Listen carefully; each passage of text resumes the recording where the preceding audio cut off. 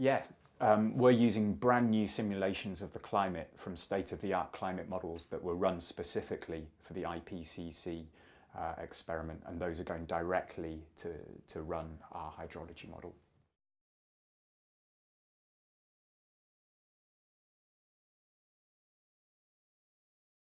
Yeah, the hydrology model is called LPJ, which is held at the Potsdam Institute in Berlin with my colleagues Sybil and Dieter.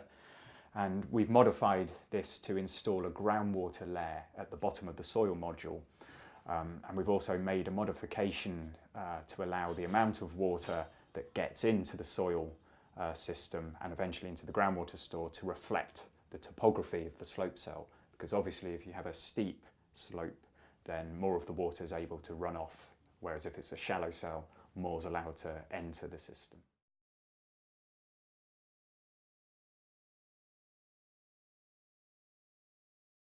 It's helped a lot.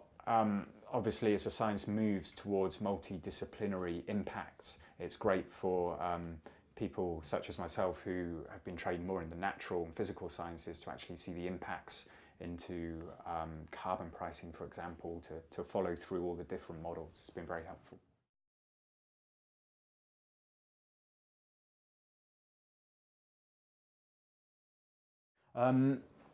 I think the value for the project as a whole, I think, is gluing all of these different models together and actually allowing them to feed back in a continuous loop. I think that's quite novel and quite helpful. For our specific projects, the value comes really at this stage at the end, where we're actually seeing the projections of groundwater availability across the globe under different types of climate forcing.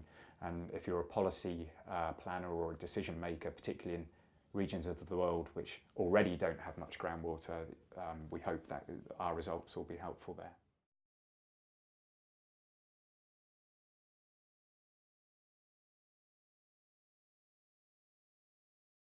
I think we've made a great start in some of the modifications that we've done to LPJ.